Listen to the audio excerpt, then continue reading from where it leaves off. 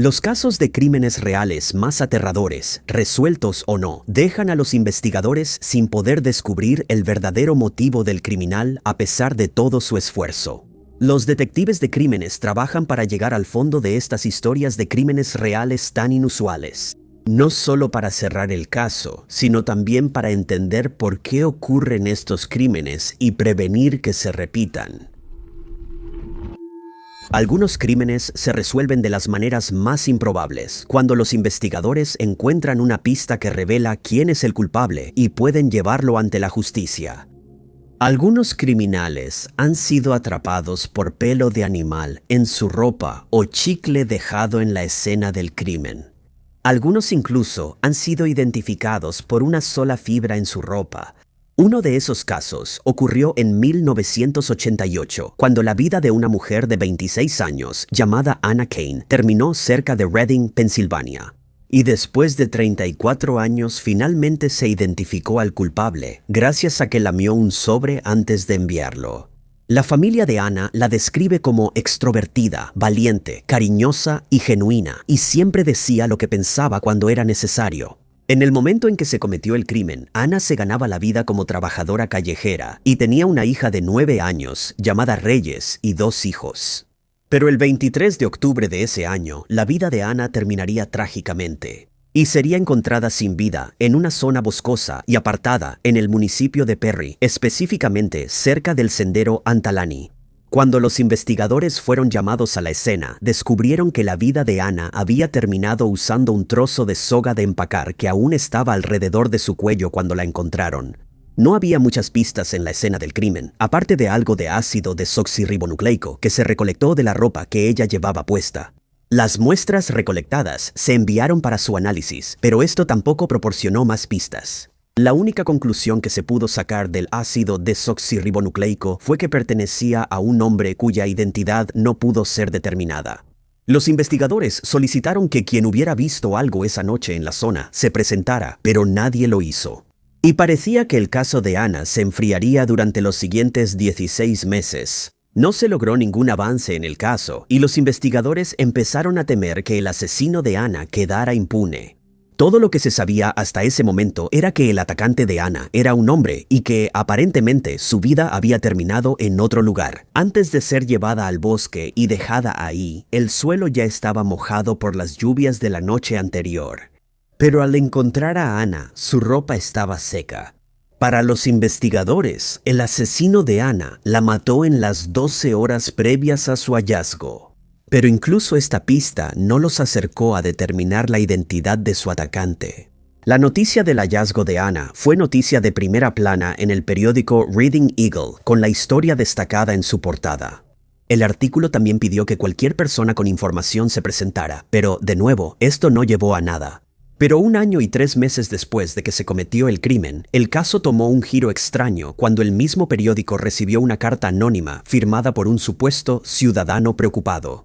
El contenido de la carta nunca se hizo público, pero los investigadores sí revelaron que contenía información sobre el ataque a Anna que no se había hecho pública. Esto solo podía significar que el atacante de Anna escribió y envió la carta. Detallaba dónde dejaron su cuerpo, cómo acomodaron sus ropas y otros datos no revelados.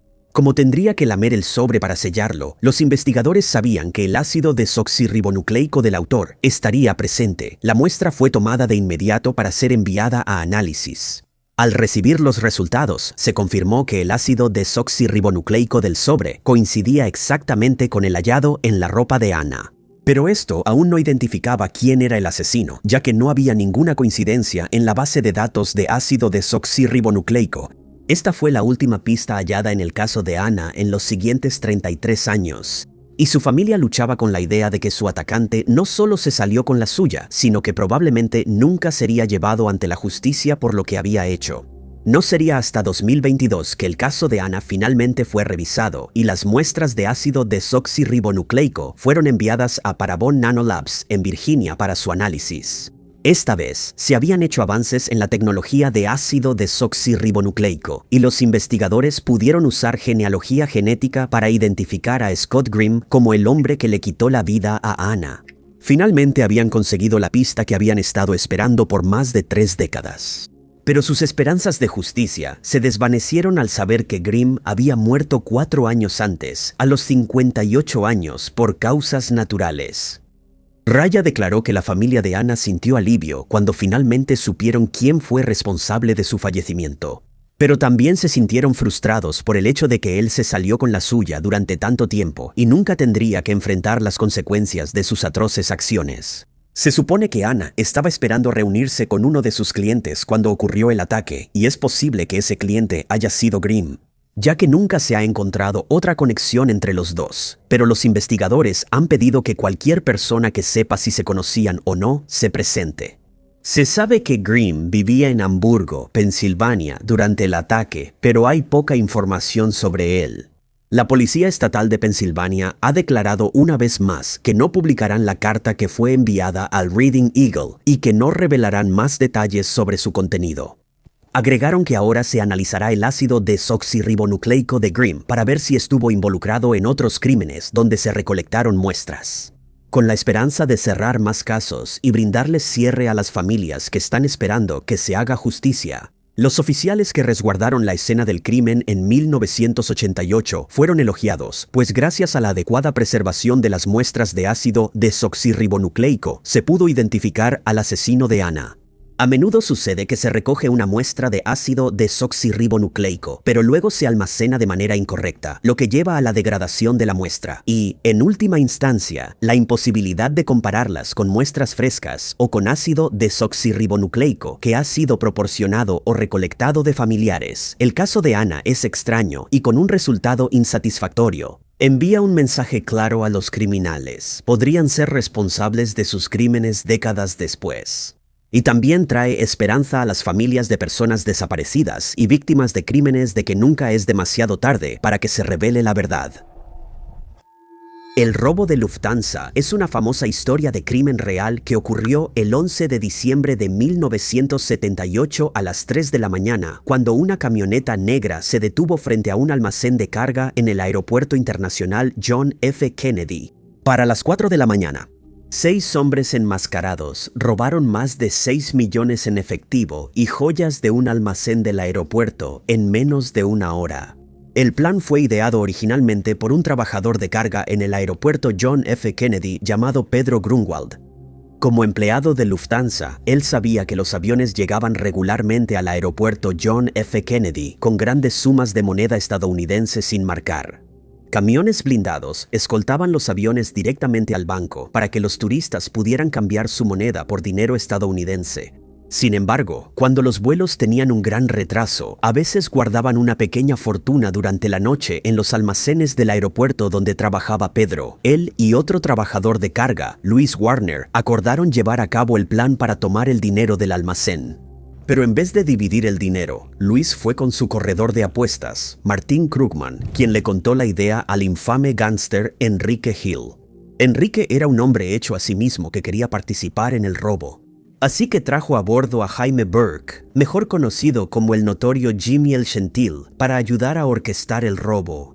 Enrique Hill y Jimmy el Gentil ya conocían el aeropuerto John F. Kennedy después de pequeños robos a camiones llenos de mercancía en el pasado, pero nunca algo de esta magnitud. Con información interna de los trabajadores de carga, la mafia pudo entrar en el momento perfecto y escapar. Probablemente habrían tenido éxito si Parnell Esteban Edwards, el conductor de escape, no hubiera dejado la camioneta en medio de la carretera en vez de llevarla al deshuesadero para destruirla. Tras tanta planeación, sus huellas dactilares y una huella se hallaron como evidencia en la escena del crimen.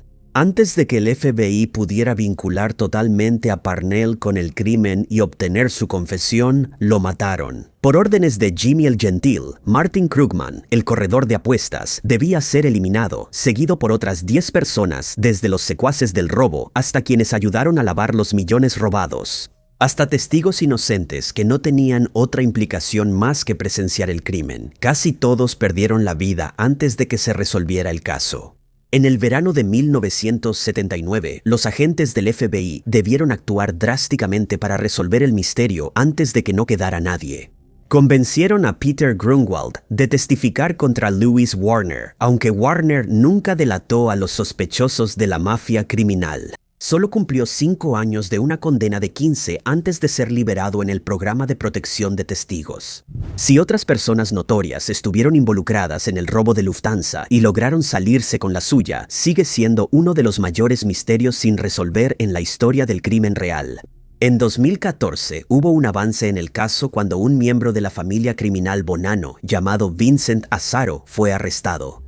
Pero no fue condenado debido a la falta de pruebas. Sorprendentemente, más de 5 millones en joyas de ese famoso crimen siguen sin ser recuperados.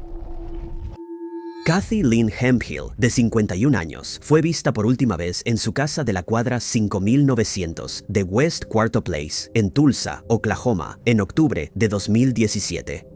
Según los informes, la última vez que vieron a Kathy fue cuando estaba afuera de su casa discutiendo con su esposo.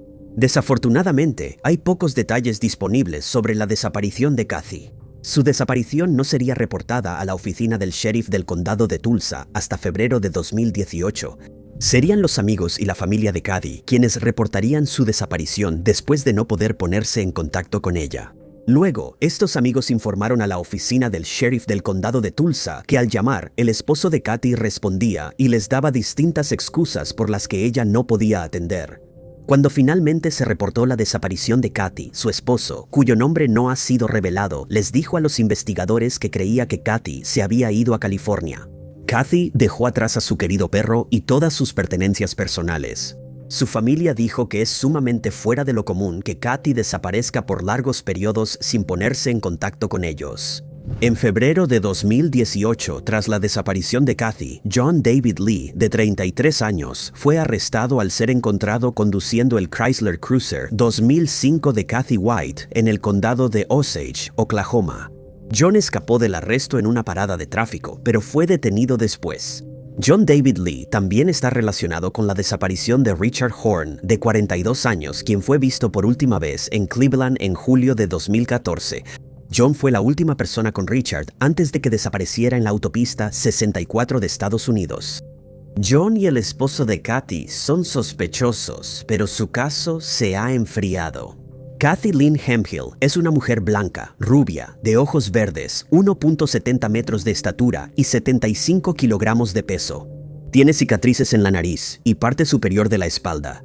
Quien tenga información debe contactar al detective Paul Haas de la oficina del sheriff del condado de Tulsa al 9185-965-601 mencionando el caso 2018-0-1120. El Dr. Javid Perwas, un obstetra ginecólogo que ejerce en la región de la bahía de Chesapeake, en el este de Virginia, brindó sus servicios a cientos de mujeres. Agentes del FBI e investigadores forenses resolvieron un impactante misterio de crimen real cuando David Perwas estaba lucrando con cirugías innecesarias en sus pacientes desprevenidas. El Dr. Perwas había estado ejerciendo en Virginia desde la década de 1980 y no era ajeno a las investigaciones criminales. En su último arresto, en 1996, se declaró culpable de evasión fiscal y le suspendieron temporalmente la licencia médica. Antes de eso, en 1982, perdió los privilegios hospitalarios en un lugar de Portsmouth, Virginia, debido a un mal juicio clínico y cirugías innecesarias. Trágicamente, esta suspensión previa resultaría ser profética para los crímenes reales que el doctor cometería después. El Dr. Perwas decía a pacientes desprevenidos que debían someterse a una cirugía mayor para tratar tumores que en realidad no tenían. En algunos casos, los pacientes no sabían qué cirugía les estaba realizando su doctor, y en una historia de terror particularmente extraña pero real, a una paciente, otro doctor le dijo que sus trompas de falopio estaban totalmente quemadas y casi convertidas en muñones, y que nunca podría tener otro hijo. Esta paciente fue solo una de docenas cuya fertilidad fue destruida para siempre.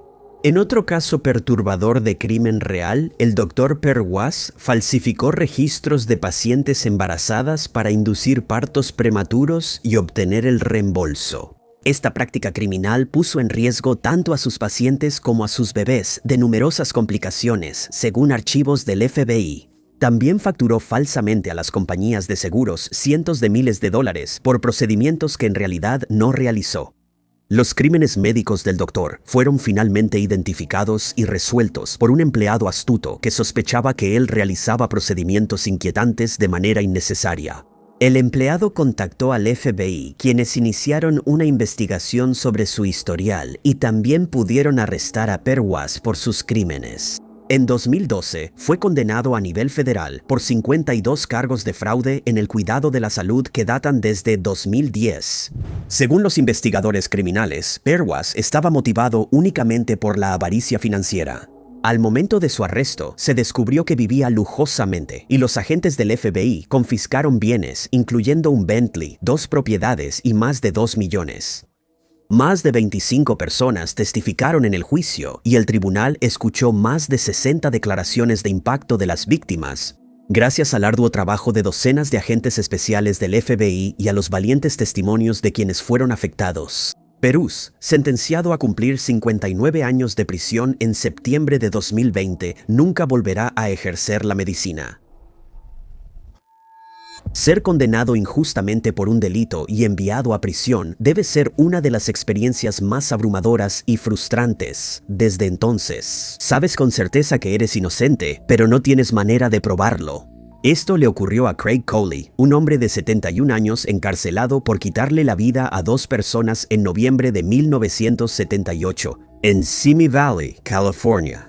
El 11 de noviembre de ese año, Rhonda Wicked, de 24 años, y su hijo fueron encontrados sin vida en su departamento, y de inmediato se inició una investigación.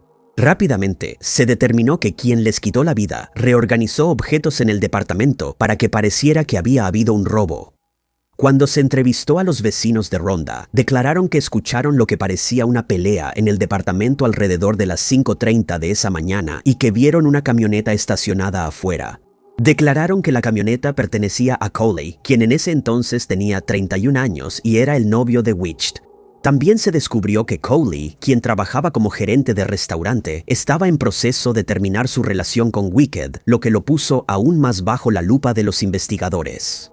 En el interrogatorio, Coley dijo que esa mañana estuvo con amigos y dejó a uno en su casa a las 4:45 am. Afirmó que después se dirigió a su casa. Al registrar su casa, los investigadores hallaron una toalla con material biológico y asumieron que se usó en el ataque a Wicht. Fue arrestado, acusado del crimen, y los fiscales declararon que buscarían la pena de muerte. El caso se centró en que no hubo entrada forzada en la casa de Wick. Pero también se señaló que Coley tenía varios moretones en el cuerpo y se asumió que estos fueron causados durante la pelea con Wicht. Coley testificó en su propio juicio y sostuvo que era inocente, apoyado por el testimonio de sus amigos, quienes confirmaron que efectivamente estaba pasando tiempo con ellos. Durante el tiempo en que se llevó a cabo el ataque, el jurado no pudo emitir un veredicto y se declaró un juicio nulo. Un segundo juicio se programó rápidamente y esta vez Coley fue declarado culpable. Fue sentenciado a pasar el resto de su vida en prisión sin posibilidad de libertad condicional durante los siguientes 38 años y 10 meses. Coley fue encarcelado, pero continuó manteniendo su inocencia. No sería hasta 2013 cuando el detective Miguel Bender decidió revisar el caso nuevamente. Pronto halló pruebas de que un investigador original destruyó evidencia que podría demostrar la inocencia de Coley.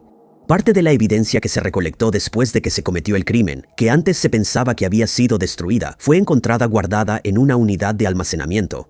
Las muestras de ácido desoxirribonucleico analizadas seguían disponibles, aunque la empresa original de pruebas tenía nuevo dueño.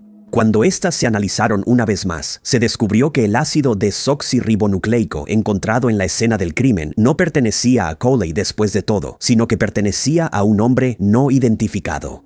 Pero esta no fue la única inconsistencia hallada cuando los investigadores regresaron a la escena del crimen. Revisaron todo y concluyeron que los vecinos de Wick no pudieron ver la camioneta de Coley afuera como dijeron, ya que habría sido casi imposible distinguir los detalles de la camioneta y aún más difícil ver el vehículo a esa hora. Ahora ya era casi seguro que habían enviado al hombre equivocado a prisión por este crimen. Y Coley finalmente fue exonerado en 2017 después de pasar casi 39 años en prisión por un crimen que no cometió. Ahora tenía 70 años debido a su condena injusta. Coley recibió 2 millones de la Junta de Reclamaciones de Compensación a Víctimas del Estado y recibiría otros 21 millones de la ciudad de California en un acuerdo. Pero el asesino de Wick seguía libre. En 2018, los investigadores consideraron que Joseph James D'Angelo, el asesino del Estado Dorado arrestado entonces, pudo haber terminado con su vida.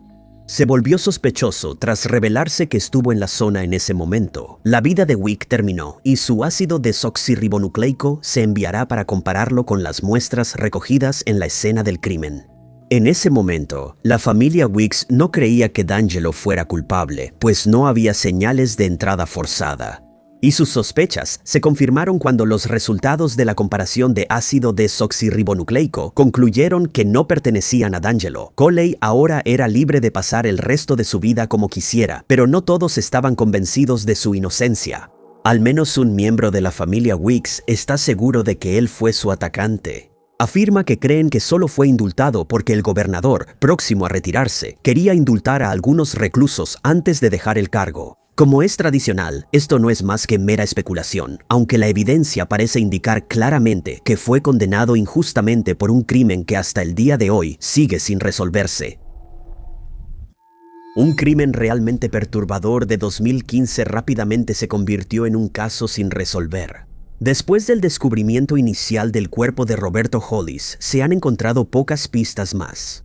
Roberto era un hombre de 75 años legalmente ciego, que vivía en un complejo de apartamentos en Inglewood, Los Ángeles. A pesar de su discapacidad, era un miembro activo y muy querido de la comunidad. Cantaba en coros de la iglesia y se ganó el apodo de Señor Bojingles. No tenía enemigos conocidos, pero el 18 de junio de 2015, un amigo se dio cuenta de que algo andaba mal. El amigo se suponía que iba a llevar a Roberto al supermercado, pero Roberto no había llegado como estaba planeado. El hijo de Roberto fue al departamento para verificar que su padre estuviera bien, pero encontró una escena del crimen espantosa. Roberto había sido atacado y ya no estaba con vida. Su cabeza faltaba y no fue encontrada en el departamento. La causa del fallecimiento de Roberto no fue revelada y no está claro si tenía otras lesiones. Todavía llevaba sus joyas habituales y no se robó nada de su casa. Hay muchas preguntas sin respuesta en este extraño pero real misterio sin resolver. La principal es ¿quién?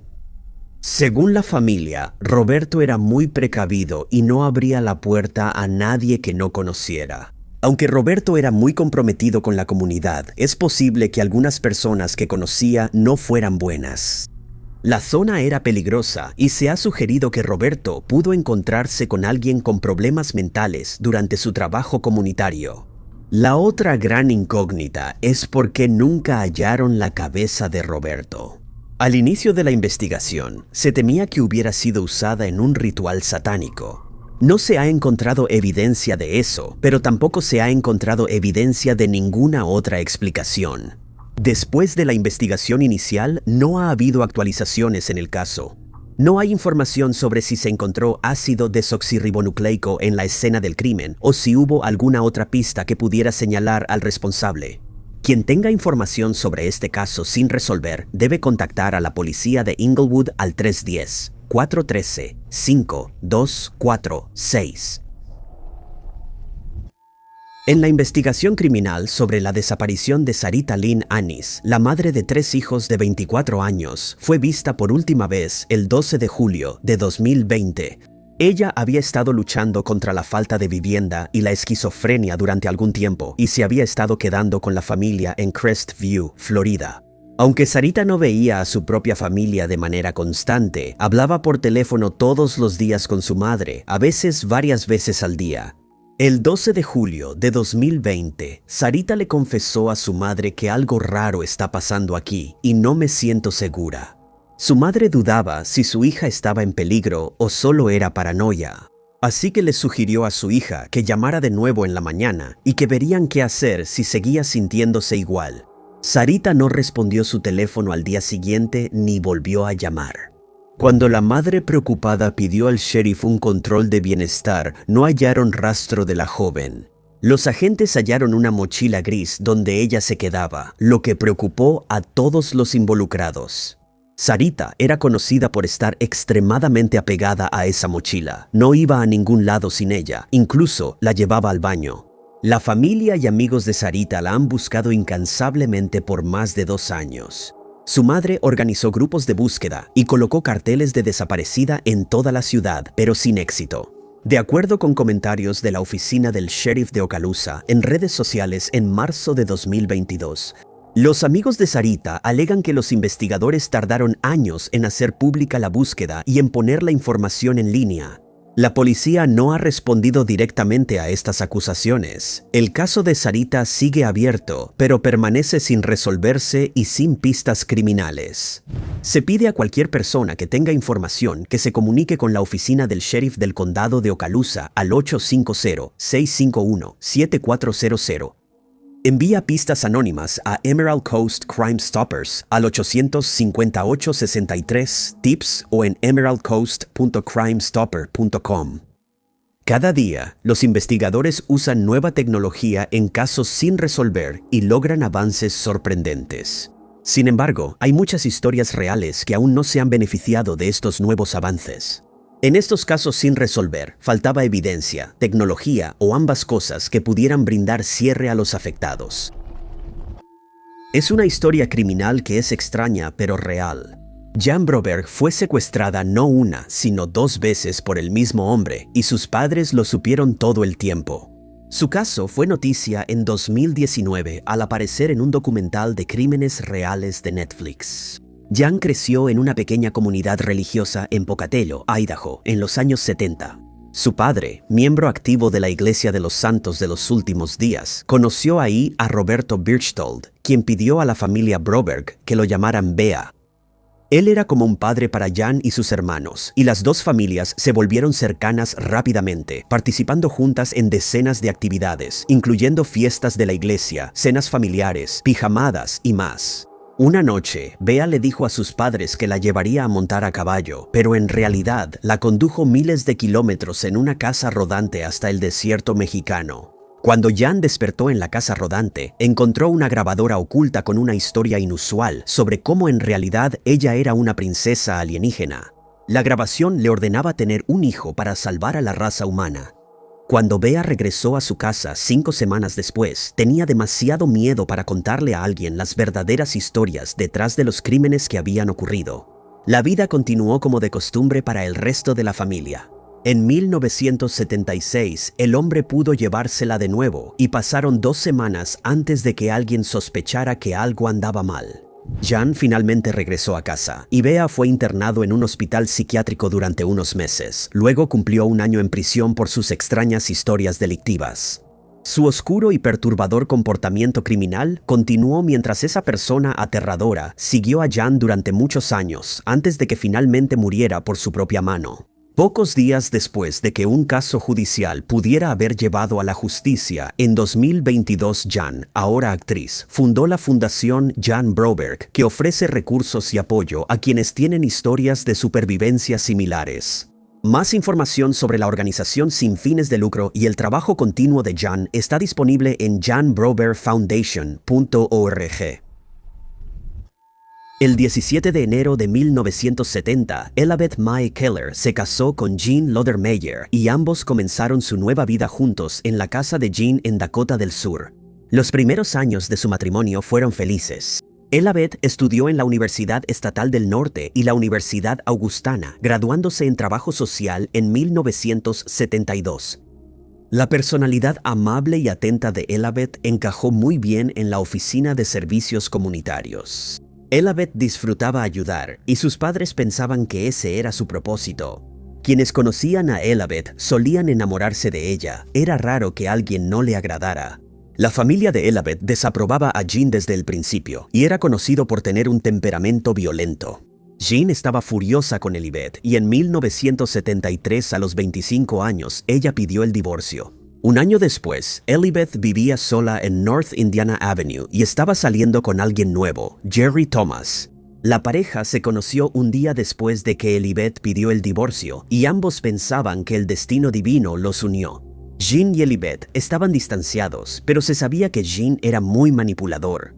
Elibeth estaba esperando que se finalizara su divorcio para poder seguir adelante con su vida, pero desapareció antes de que eso pudiera suceder. Ella no fue a trabajar el 7 de marzo de 1974 y sus compañeros avisaron a Jerry, quien contactó al departamento de policía de Sioux Falls. Al registrar la casa de Elibeth, los investigadores hallaron una pizza con una rebanada menos y un pan dejado para fermentar. Sin señales de Elibeth en su casa, lo único que faltaba eran su bolso y su abrigo. Su auto seguía estacionado en la entrada, donde había estado la noche anterior. Jerry le dijo al Argus Leader que se sometió a una prueba de polígrafo. Aunque se desconoce si Jean hizo lo mismo, Jerry la pasó sin problemas y los investigadores lo descartaron como sospechoso. En todos estos años, solo hubo 2 avances importantes en el caso. El primero llegó más tarde ese año, en 1974, cuando las tarjetas de crédito de Elibeth fueron encontradas en el baño de mujeres de una estación de tren en Manitoba, Canadá. Los investigadores no confirmaron si Elibeth visitó Manitoba, pero creen que alguien más pudo haber puesto esas tarjetas ahí. La segunda pista apareció 18 años tras la desaparición de Elibeth. Su bolso ya no estaba perdido. Fue descubierto en las orillas del río Big Sioux, justo al este de Sioux Falls. Dentro del bolso estaban su cartera, su billetera y su chequera. Jean sigue siendo persona de interés en el caso de Elibeth. Varias búsquedas en Sioux Falls y el río Big Sioux no han dado resultados desde la desaparición de Elibeth. Jean ha sido arrestada y encarcelada varias veces por cargos no relacionados. Si aún estuviera viva hoy, tendría 74 años. Elibeth May Lothermeyer es descrita como una mujer blanca, de cabello castaño, ojos verdes, mide 1.55 metros y pesa 48 kilos. Se solicita a quien tenga información contactar al Departamento de Policía de Sioux Falls al 605-367-7212, caso 1974-4456. En algunos casos de crímenes reales, un delito genera otro, ya que la persona responsable busca cubrir sus huellas, deshaciéndose de cualquier evidencia que pueda implicarla. A veces, la evidencia no es una huella digital ni un arma, sino una persona viva. El caso de Robert Durst, de 78 años, inició en 1982, cuando su esposa Kathy, de 29 años, desapareció misteriosamente. Estaba por terminar la escuela de medicina y vivía en South Salem, Lewisboro, con Robert, mi esposo desde hace 9 años. Kathy y Robert se conocieron en 1971 cuando ella era higienista dental. Poco después se mudaron juntos a Vermont. Regresarían a Nueva York poco después para que Robert se uniera al negocio familiar de bienes raíces. Decidieron casarse ese mismo año y durante algunos años parecían felices, hasta 1980, cuando Kathy les dijo a sus amigos y familiares que Robert había empezado a volverse abusivo con ella. En un momento, ella consideró solicitar el divorcio, pero al darse cuenta de que terminaría en la ruina, decidió no hacerlo. Robert y Kathy, con su matrimonio en crisis, comenzaron a salir con otros, pero después ella desapareció misteriosamente. Jim McCormick, hermano de Kathy, dijo que la última vez que la vio fue en una reunión familiar en Navidad. Agregó que en un momento de la noche, Robert quería irse a casa, pero Kathy dijo que la estaba pasando bien y quería quedarse. Esto hizo que Robert se enojara mucho y agarró a Kathy del cabello, obligándola a irse. Luego saldría a la luz que Kathy había sufrido abuso por parte de Robert durante muchos años. Los detalles de esto fueron encontrados después de su desaparición por su familia en un diario que ella llevaba. Kathy nunca fue encontrada. Sin embargo, los investigadores siempre sospecharon que Robert fue responsable no solo de su desaparición, sino también de su muerte. No tenían pruebas para respaldar sus sospechas. El caso se revisó en 1999 tras recibir los investigadores una pista de alguien que decía saber dónde estaba el cuerpo de Kathy. Sin embargo, se descubrió que la pista era falsa. Pero la cabaña de Roberto en South Salem fue registrada junto con un lago cercano y no se encontraron pistas, sin más indicios que seguir. Los investigadores decidieron entrevistar a una mujer llamada Susana Berman, la mejor amiga de Roberto, quien vivía en Los Ángeles, pero ella no pudo proporcionar ninguna información nueva. El 24 de diciembre de 2000, Berman fue hallada muerta en su casa tras recibir la policía de Beverly Hills una carta anónima que indicaba la presencia de un cadáver. Descubrieron que fue atacada con un arma de fuego y los investigadores descartaron el robo como motivo. Como sus pertenencias valiosas seguían en la casa y no hubo señales de entrada forzada, el primer sospechoso en el caso de Susan fue su representante Neal Brenner. Los amigos de Kathy pidieron que investigaran más a Roberto, pues pensaban que mató a Susan para que no hablara sobre la desaparición de Kathy. Pero los amigos y la familia de Susan afirman que ese no pudo ser el caso. Como ella era leal a Roberto y no habría testificado contra él, aunque supiera de la desaparición de su esposa, aquí el caso de Roberto se vuelve más extraño. En abril de 2000 dejó Nueva York porque estaba cansado de la publicidad del caso en los medios. Se mudó a Galveston, Texas, donde inexplicablemente se disfrazó de Dorothy Ziner, una mujer muda. Mientras estuvo en Texas, se hospedó en una casa de huéspedes donde conoció a un hombre llamado Morris Black, quien se alojaba en la habitación de al lado. En septiembre de ese año, Black fue hallado muerto en el océano. Y durante esa investigación encontraron el empaque que alguna vez contuvo una sierra de arco, junto con el periódico que tenía escrita la dirección de la casa de huéspedes. Después buscaron en la casa de huéspedes y hallaron un recibo a nombre de Roberto. Luego se realizó una búsqueda más exhaustiva y los investigadores encontraron un rastro de material biológico que conducía a la habitación de Dorothy Ziner. Al registrar la habitación, hallaron una hoja afilada con material biológico. Pronto se supo que Roberto era Dorothy Ziner. Se emitió de inmediato una orden de arresto para Roberto, quien finalmente fue localizado en un motel registrado como Jim Truss. Fue arrestado y al revisar su auto hallaron la sierra de arco y un arma de fuego. Pero Roberto pudo pagar la fianza de $300,000 que se le impuso y después de hacerlo desapareció una vez más. Sería arrestado en noviembre de 2001 cuando lo atraparon robando un sándwich de una tienda de conveniencia a pesar de que llevaba más de 500 encima. Al registrar su auto, los investigadores hallaron la licencia de Morris Black y 2 armas de fuego más. Luego admitió haberle quitado la vida a Black, pero afirmó que lo hizo en defensa propia y fue declarado no culpable. Sin embargo, estuvo en prisión por fugarse bajo fianza y en diciembre de 2005 obtuvo libertad condicional, debiendo permanecer cerca de su casa. No estuvo libre mucho tiempo, pues violó su libertad condicional al volver a la pensión donde mató a Black. Y fue visto por el juez, quien supervisó su juicio mientras él estaba en la zona. En 2010, Andrew Jarecki, el cineasta que produjo un documental sobre la vida de Robert, descubrió un sobre que estaba dirigido a Susan de parte de Robert. Contenía la misma caligrafía que la carta anónima enviada a los investigadores en 2004 años después. Los investigadores reabrirían el caso de Susan. Y cuando la carta anónima se comparó con el sobre que tenía la letra de Robert, concluyeron que él efectivamente había escrito ambos. Se emitió una orden de arresto en su contra y, una vez más, decidió huir, esta vez a Nueva Orleans. Sin embargo, lo encontrarían 4 días después, antes de que llegara a Cuba como planeaba. Y fue acusado de asesinato en primer grado de Susan Berman y se declaró inocente. Durante su juicio, Roberto confesaría que él fue el autor de la carta anónima y sería declarado culpable. Fue sentenciado a pasar el resto de su vida en prisión, pero sus problemas no terminaron ahí, ya que luego fue acusado de acabar con la vida de Kathy. 33 meses después, Roberto tuvo un ataque al corazón y murió antes de responder por la desaparición de su esposa. Se piensa que Roberto participó en más crímenes, pero es poco probable que se resuelvan, ya que no puede ser juzgado ni interrogado. Lo que sí es seguro es que fue una persona que hizo un hábito de infringir la ley durante toda su vida adulta. Y tuvo suerte de pasar solo un corto tiempo en prisión, ya que se cree que le quitó la vida al menos a 3 personas. Durante más de 30 años, los amigos y la familia de Dana Bailey han estado buscando justicia en este inquietante misterio de casos sin resolver. Dana era una estudiante en su último año en la Universidad Estatal de Pensilvania en 1987. Ella vivía en un departamento fuera del campus y trabajaba como mesera en un restaurante local. La última vez que alguien habló con Dana fue alrededor de las 9 p.m. El 4 de marzo, ella había pasado el día en Washington, Distrito de Columbia, con su prometido.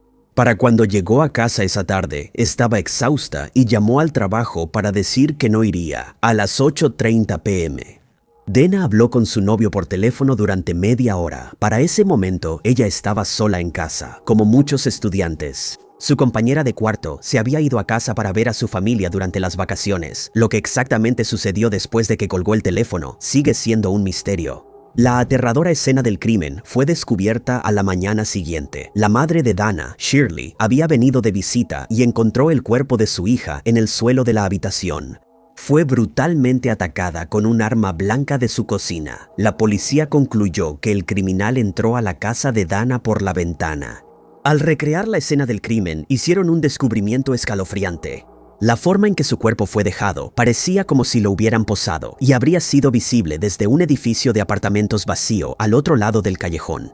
El edificio de apartamentos estaba en remodelación. En el momento del crimen sin resolver, la policía encontró las mismas huellas en el edificio que en el departamento de Dana. La policía ahora cree que el criminal observó a Dana antes de cometer el crimen y que pudo haber regresado al mismo lugar para mirar su cuerpo después. La policía primero investigó a los más cercanos a Dana, pero confirmó que ninguno de sus seres queridos estuvo involucrado. En ese momento, hubo mucha publicidad sobre el crimen sin resolver, pero el caso se enfrió rápidamente, sin pistas reales. A lo largo de los años, se recibieron varias pistas con nombres de personas que podrían haber estado involucradas, pero en cada ocasión, la policía no encontró pruebas que los vincularan al crimen. Hay ácido desoxirribonucleico y recompensa disponibles por información que ayude a resolver este caso sin resolver.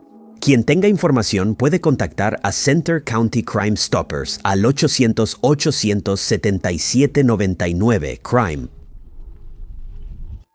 El 23 de abril de 1993, Virginia Sue Picton-Noyes, de 26 años, su esposo Larry y su hermano Roger viajaron de Easton a Bangor, Maine, para visitar familiares. La primera parte del viaje salió según lo planeado, con Larry y Roger alegrándose de poder ver a su familia. Tras la visita, Virginia, Larry y Roger fueron a un bar local para relajarse antes de regresar a casa, a 154 millas. En el bar, Larry y Virginia discutieron y pronto la pelea fue física. Virginia intentó salir por la puerta y alejarse de la discusión, pero Larry no se lo permitió. Corrió detrás de ella mientras salía por la puerta y la sacó del bar de una patada voladora. Cuando Virginia cayó al suelo afuera, Larry siguió agrediéndola y Roger también se unió. Unos transeúntes intervinieron, los hermanos fueron arrestados y Virginia fue enviada al Centro Médico del Este de Maine para recibir tratamiento. Virginia relató los detalles de su agresión a la policía y presentó una orden de restricción contra su esposo, Larry. Según la familia, Virginia había intentado dejar a Larry en numerosas ocasiones a lo largo de los años. Él siempre la encontraba y prometía cambiar. Larry niega haber abusado de su esposa, pero la familia de Virginia relata algo distinto. Agnes, hermana de Virginia, recuerda que recibía llamadas donde ella le pedía recoger a los niños porque Larry estaba violento. Ella le dijo a una investigación nacional que a menudo veía a su hermana llena de moretones y con un ojo morado. Al preguntarle a su hermana, Virginia se cerraba y decía que se había golpeado con una puerta o tenido un accidente. La familia de Virginia siempre la apoyó y le decía que estaban ahí para ella en cualquier momento. El ataque del 23 de abril dejó claro a la familia de Virginia que Larry no le convenía. El tratamiento no llegaba lo bastante rápido para Virginia y cerca de la 1 a.m., el 24 de abril de 1993, Virginia salió del hospital sin alta médica. El doctor que debía hacer la evaluación final de Virginia encontró su cama vacía. Ella había dicho a las enfermeras que necesitaba irse a casa con sus hijos. A pesar de su agresión, Larry y Roger pudieron visitar a Virginia en el hospital. Virginia hizo varias llamadas a miembros de su familia, pidiéndoles un aventón o dinero para regresar a casa cuando nadie pudo ir por ella. Se cree que ella comenzó a caminar las 154 millas hasta su casa en Easton. Testigos dijeron después haber visto a Virginia en paradas de camiones a lo largo de la I-90 y 5, la ruta de Bangor a Easton. Aunque nunca se confirmaron los avistamientos, la familia de Virginia organizó búsquedas y apelaciones, pero el caso se ha enfriado. Larry y Roger han fallecido desde entonces, y la verdad puede haberse ido con ellos. Si Virginia aún estuviera viva hoy, tendría 55 años.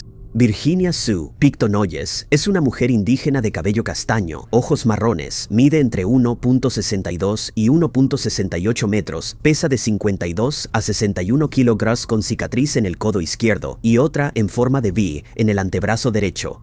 Se solicita a quien tenga información contactar al detective Darren Crane de la Policía Estatal de Maine al 207-532-5400, caso fuerza de caso 9300-1-69.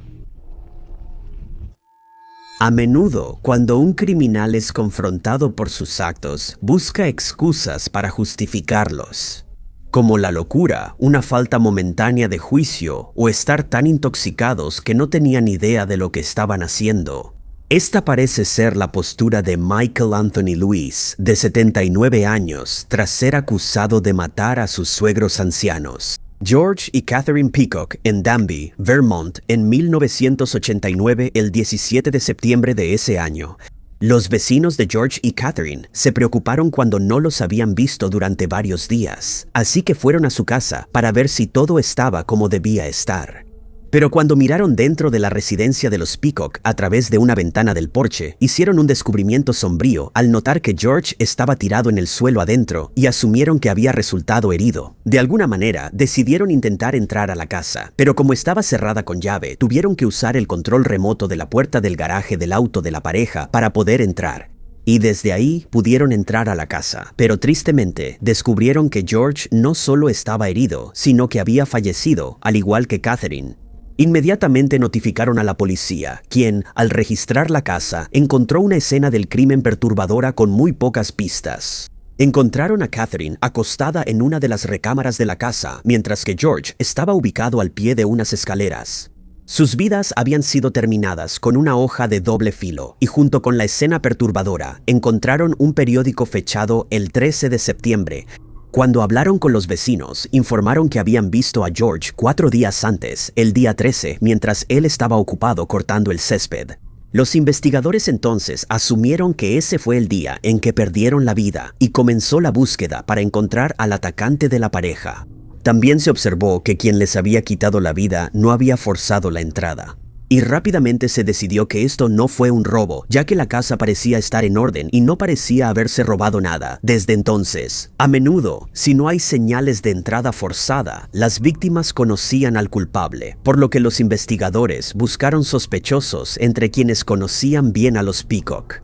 El material biológico hallado en la casa se recolectó y se presentó como evidencia en el laboratorio forense de Vermont en Waterbury.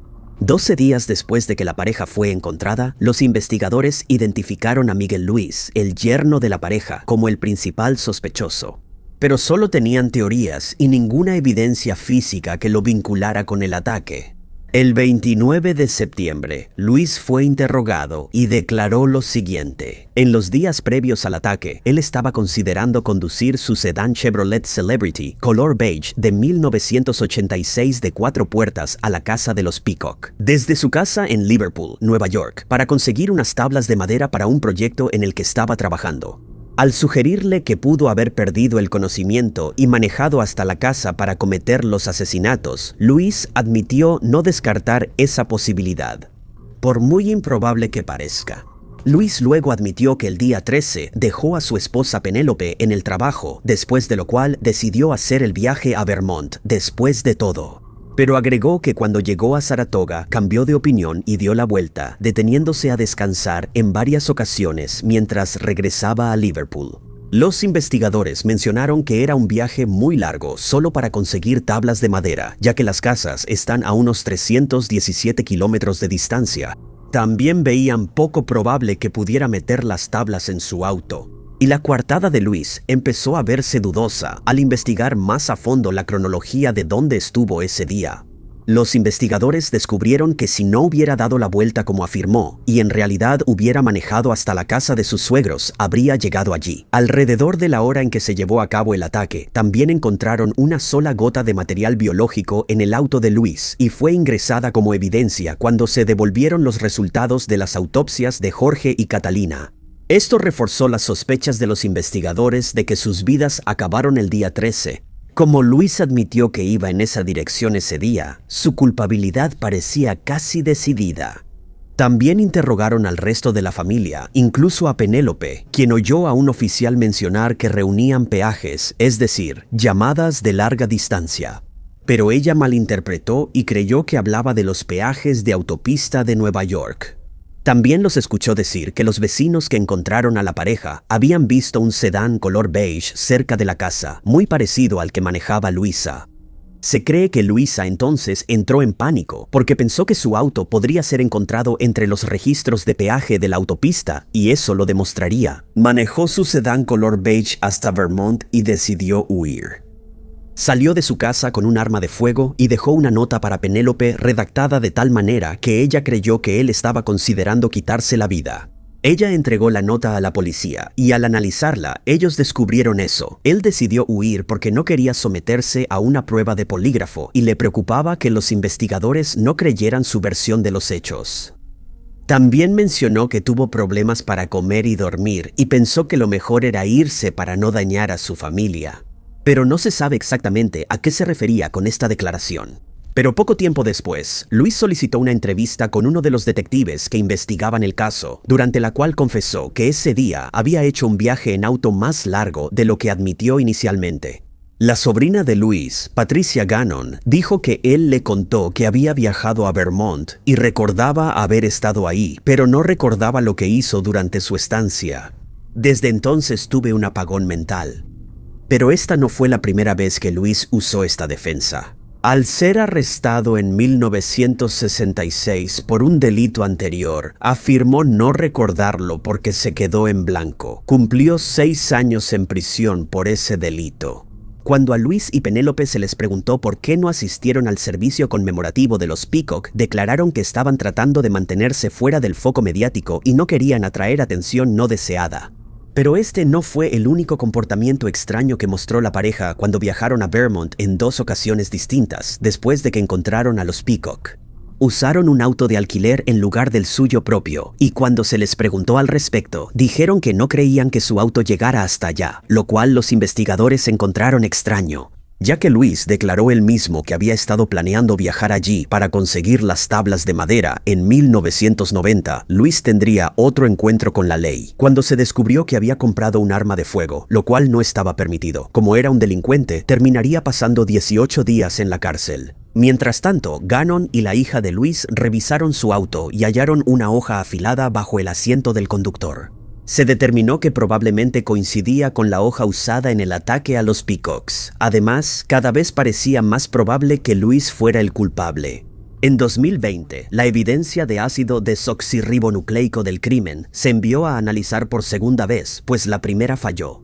Y entonces se descubrió que el material biológico encontrado en el auto de Luis coincidía exactamente con el ácido desoxirribonucleico de Jorge. Ahora no podía haber duda de que Luis había acabado con la vida de los Peacocks. Y en 2022, 34 años después de los hechos, fue arrestado, extraditado y acusado de 2 cargos de asesinato en segundo grado. Uno de los casos de crimen real más inusuales en Colorado ocurrió el 7 de febrero de 1999. Un hombre llamado Paul Skiba estaba separado de Michelle Russell y rutinariamente hacía el viaje de 100 millas hasta la casa de Michelle en Granby para ver a su hija Sarah. A inicios de febrero de 1999, Paul enfrentó un dilema laboral que se volvió un misterio extraño, real y aterrador.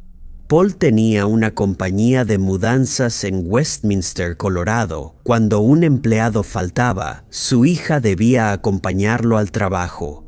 Lorenzo Chivers llevaba pocos meses trabajando para Paul, pero ya se adaptaba al pequeño equipo de 5 personas la mañana del domingo 7 de febrero. El turno con poco personal solo era Lorenzo, Paul y su hija Sarah en un trabajo de mudanza a las 10:30 a.m. Almorzaron cerca de la 1 p.m. y fueron a otro trabajo a las 6:15 p.m. Después de un largo día de trabajo, el trío regresó con el Chevrolet 1978 de la empresa, llevándolo de vuelta al patio a las 6:22 p.m. Sarah hizo una llamada telefónica a una persona no identificada. Después de esa llamada, ella y los 2 hombres que la acompañaban nunca más fueron vistos. La siguiente mañana del lunes, la madre de Sarah llamó al departamento de policía local en Granby, a 100 millas de distancia, para informarles que Pablo no había regresado con su hija. Le había comentado a Pablo que pensaba mudarme al otro lado del país y me preocupaba que él reaccionara drásticamente. La policía de Granby emitió una orden de arresto contra Pablo bajo sospecha de secuestro parental. Mientras tanto, uno de los empleados de Pablo, llamado Jerry, llegó al trabajo solo para encontrar el lote cerrado y tanto Pablo como Jerry desaparecidos. Jerry esperó en el lote por un tiempo, pero ni Pablo ni Lorenzo se presentaron a trabajar. A través de la reja, seguía mirando el camión de mudanzas porque estaba estacionado en un ángulo inusual que le pareció extraño. Como la policía pensó que Pablo era un padre fugitivo, los investigadores tardaron 3 días en revisar superficialmente su auto abandonado y concluyeron que no había evidencia de crimen. Varias semanas después, a petición de varios miembros de la familia, se realizó una búsqueda más exhaustiva que involucró cada uno de los camiones de la empresa. Los investigadores de la escena del crimen descubrieron pruebas forenses y biológicas concluyentes, incluyendo manchas rojas y muestras de piel, que confirmaron un misterio aterrador y nunca antes contado. Jerry, Paul y Sarah perdieron la vida inesperadamente la noche del 7 de febrero y luego sus cuerpos fueron transportados en uno de los camiones. Más de 20 años después, el misterio sin resolver sigue abierto para investigación. Los cuerpos de Paul, Sarah y Lorenzo nunca han sido recuperados y ningún responsable ha sido capturado para aportar más pruebas en este aterrador caso de crimen real. Si tienes información sobre este caso de personas desaparecidas, contacta al Departamento de Policía de Westminster al 3034302-400 y menciona el caso 990-2080. Se ofrece una recompensa de hasta $4,000 por información útil. En una inusual historia de crimen de identidad falsa, Jody Russell Trapp fue detenido y sentenciado por fraude electrónico, lavado de dinero y evasión de impuestos de hace una década. El misterio resuelto fue noticia tras la evasión del arresto por parte del hombre de 58 años. Cuando se descubrieron sus crímenes por primera vez, permaneció prófugo como fugitivo criminal durante casi 9 años. Desde julio de 2009 hasta diciembre de 2011, Jody trabajó como contador para una empresa de maquinaria con sede en Indianápolis. Fue investigado en 2011 cuando se detectó actividad sospechosa en su cuenta personal. Los registros financieros indicaron que Jody fue responsable del robo de más de 22 millones a su empleador durante los últimos 2 años. Los detectives concluyeron que Jody cometió los crímenes desviando cheques de un proveedor a su cuenta bancaria. Luego preparaba facturas ficticias o duplicadas para cubrir aquellas que ya habían sido pagadas, cubriendo así sus huellas criminales. Cuando Jody fue arrestado y acusado en 2012, los investigadores le permitieron quedarse en su casa bajo libertad condicional antes del juicio. Poco antes de que fuera sentenciado, en 2013 desapareció, dejando a los investigadores sin pistas sobre su paradero. La desaparición de Jody rápidamente se convirtió en un caso sin resolver. Durante años, nadie pudo encontrarlo. En 2016, agentes especiales del FBI se hicieron cargo del caso, pero continuaron sin tener suerte. Finalmente, en 2021, un equipo de alguaciles de Estados Unidos encontró a Jody en Orem, Utah, bajo un nombre falso y trabajando como electricista. Jody, quien se hacía llamar así, Abram Hochstelter, se hizo famoso localmente después de inventar una aplicación gratuita de búsqueda de tesoros llamada Treasure Finders. Era ampliamente conocido como la mascota de la aplicación, el almirante Abram el Pirata. La inusual historia de portada de Jody no fue suficiente para engañar a los agentes especiales dedicados. En octubre de 2021, fue extraditado a Indiana para enfrentar los cargos de fraude aún pendientes desde 2012 y se declaró culpable un año después, en julio de 2022. Fue condenado penalmente a 90 meses de prisión y a pagar más de 25 millones en restitución a sus víctimas en su antiguo lugar de trabajo. El hundimiento del Edmund Fitzgerald en 1975 en el lago Superior es un evento muy conocido gracias a una canción escrita e interpretada por Gordon Lightfoot. Pero el caso real del naufragio sigue siendo un misterio sin explicación. Al ser botado en 1958, el Edmund Fitzgerald medía 729 pies y era el transportador de mineral de hierro más grande de los Grandes Lagos, ganándose apodos como el Poderoso Fitz y el Gran Fitz. El 10 de noviembre de 1975, el barco viajaba hacia el este desde Two Harbors, Minnesota, hacia los Bajos Grandes Lagos. Las condiciones tormentosas en el lago Superior incluían vientos con fuerza de huracán de hasta 75 nudos, según informó un barco cercano, el Arthur M. Anderson. Aunque el Edmund Fitzgerald y el Arthur M. Anderson zarparon casi juntos, el Big Fitz pronto se adelantó unas 10 a 15 millas. Ante la tormenta, los capitanes de ambos barcos decidieron tomar una ruta norte a través del lago. Ese era el procedimiento habitual en mal clima, pues las tierras altas canadienses ofrecían protección contra tormentas. Se decía que las olas llegaban a 4.8 metros de altura. Y el capitán del Fitzgerald le informó por radio al Anderson alrededor de las 3:30 p.m. que el barco estaba escorado hacia un lado y que había perdido el radar. Le pidió al Anderson que se mantuviera cerca y ayudara con las rutas de navegación, hasta que ambos llegaron a salvo a Whitefish Point, que tenía una baliza de radio que los guiaría. La comunicación entre los dos barcos continuó normalmente durante varias horas. Tras la llamada, la Guardia Costera avisó que la baliza de radio en Whitefish Point no funcionaba y debían colaborar. A las 7:10 p.m., el capitán del Anderson preguntó por el Fitzgerald y recibió como respuesta: "Nos estamos manteniendo". Se cree que sin ningún aviso. Minutos después, el poderoso Fitz se hundió al fondo del lago, a 530 pies de profundidad, llevándose la vida de los 29 marineros a bordo. El barco no envió ninguna señal de auxilio ni hizo ninguna otra indicación de emergencia. Los dos barcos debieron haber estado a menos de 10 millas uno del otro cuando, de repente, uno desapareció.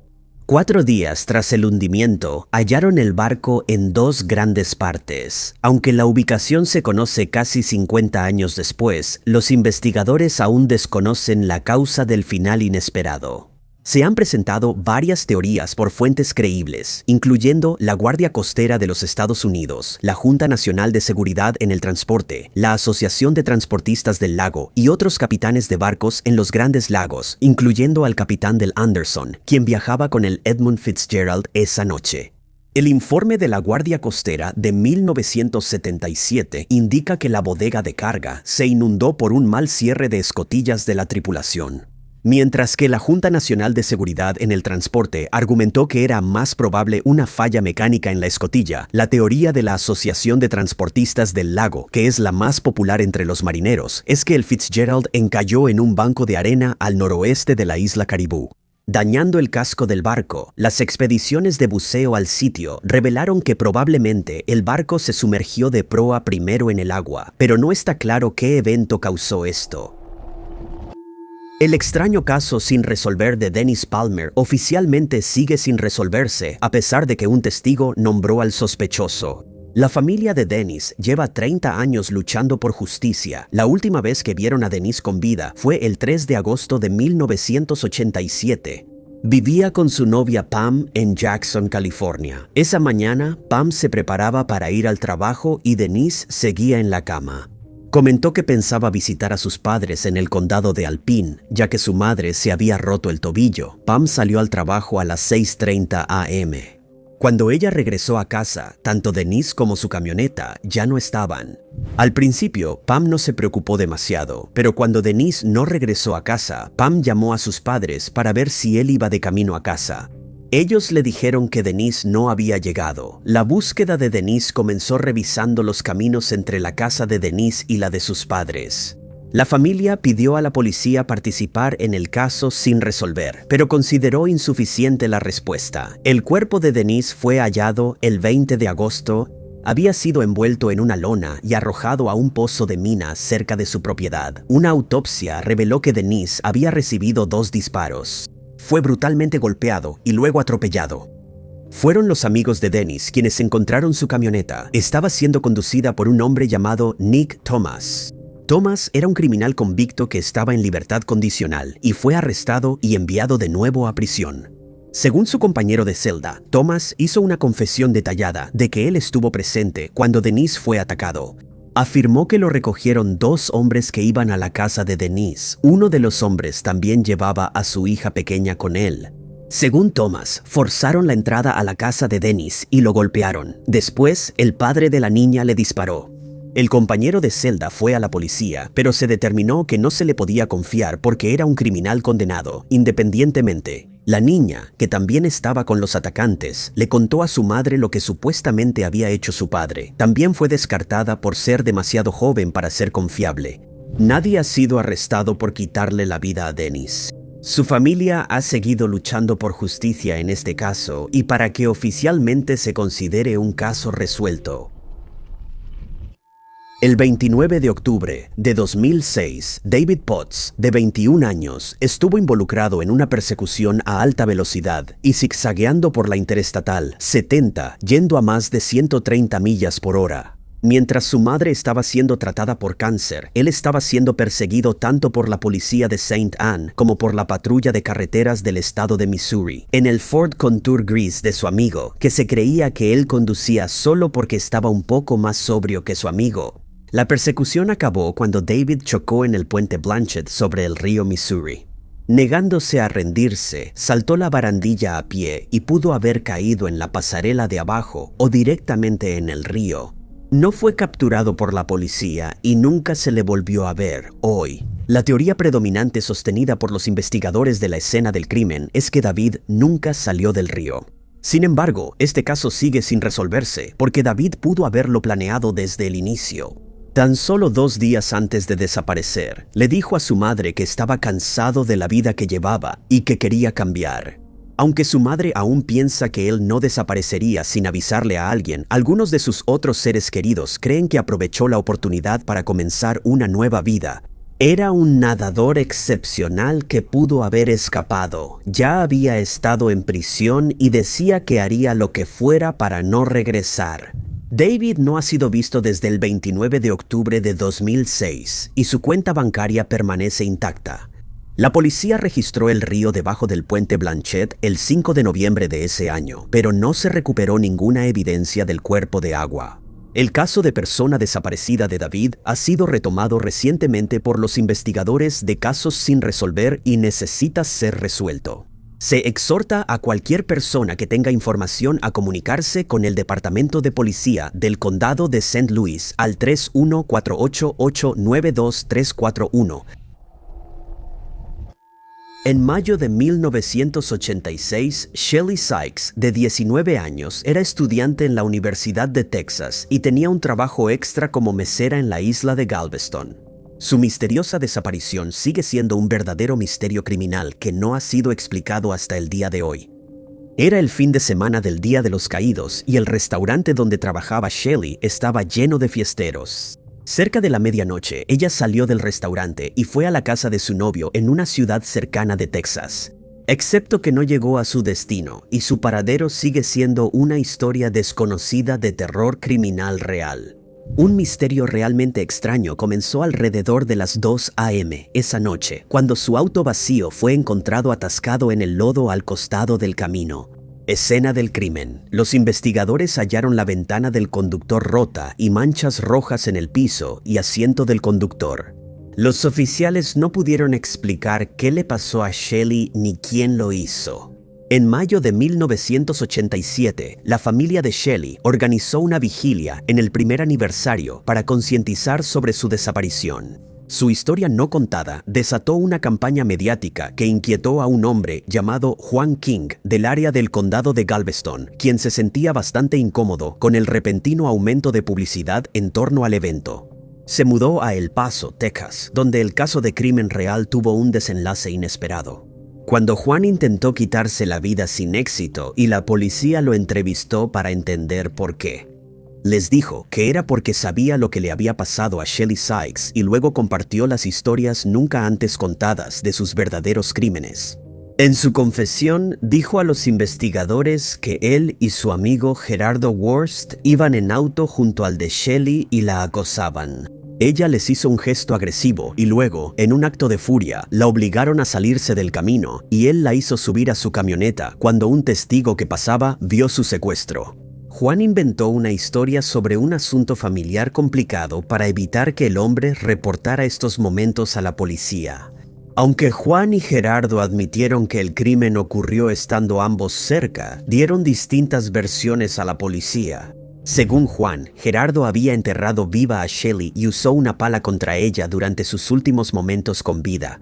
Gerardo solo dijo que Juan acabó con Shelly al azar, mientras él era invitado en su casa y estaba en otra habitación, sin poner atención. Aunque a Juan le ofrecieron inmunidad para revelar la ubicación de los restos, ninguno aceptó guiar a los investigadores al lugar donde estaba Shelly. Los investigadores recuperaron una blusa blanca que la familia de Shelly identificó como suya. Ellos creían que su cuerpo estuvo alguna vez en el campo identificado por Juan, pero desde entonces el cuerpo ha sido movido. Ambos hombres fueron encarcelados por el crimen y ya fallecieron. Lo que le ocurrió a Shelly en sus últimos momentos sigue siendo un misterio sin resolver hasta hoy. Hemos visto en televisión a familiares suplicando que un ser querido desaparecido regrese a casa. Piden que quien tenga información sobre un asesinato se presente. Normalmente es una escena desgarradora. Jennifer Faith, de 49 años, actuó así tras la muerte de su esposo James Faith, director de tecnología de American Airlines, también de 49 años, frente a su casa, paseando a su perro el 9 de octubre de 2020. Ella dijo a los investigadores que acababan de celebrar su 15 aniversario de bodas el día anterior y que estaba en shock, que él fue asesinado por alguien desconocido para ambos. Sin embargo, al revisar los registros telefónicos de Jennifer, el caso dio un giro siniestro e inesperado. Se reveló que ella tenía una aventura con Darren Rubin López, de 49 años, con quien salió en la preparatoria. Cuando Jennifer supo que los investigadores buscaban una camioneta con marcas distintivas tras ser fotografiada huyendo de la escena del crimen, ella pidió en televisión que quien viera la camioneta se presentara, pues podría llevar al asesino de su esposo. Pero al descubrirse su aventura con López, la historia de Jennifer se vino abajo y surgieron detalles aún más increíbles. Los investigadores descubrieron que Jennifer y López volvieron a conectarse en redes sociales en 2020 y poco después comenzaron a tener una aventura.